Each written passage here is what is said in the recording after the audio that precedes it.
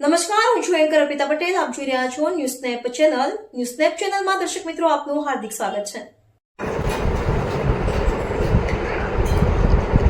મહેસાણા જિલ્લા પંચાયતના પ્રમુખ તરીકે નીતિનભાઈ પટેલની વરણી 12.29ના મુહૂર્તમાં મહેસાણા જિલ્લા પંચાયતનો પ્રમુખ તરીકે હોદ્દો સંભાળ્યો.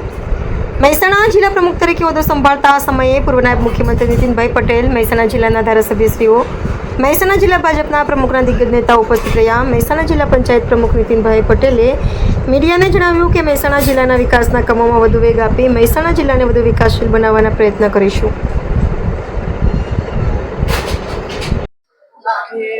નીતિનભાઈ, શું કહેશો? આજે પ્રમુખ બન્યા છો. મહેસાણા જિલ્લા પંચાયતના પ્રમુખ તરીકે આજે મારી વરણી થઈ છે, ત્યારે અમારું લક્ષ્ય, તમામ સભ્યો, અમારા જિલ્લા પંચાયતના સદસ્યોનું લક્ષ્ય એ મહેસાણા જિલ્લાનો વિકાસ, જે રીતે વિકાસ થઈ રહ્યો છે, વિકાસમાં આગળ પણ જે ઝડપથી વિકાસ થાય અને તમામ ગામડાઓને સરકારના લાભો મળે એ પ્રકારના અમે તમામ લોકો, તમામ સભ્યો આયોજન કરીશું. આગામી શું કાર્ય રહેશે?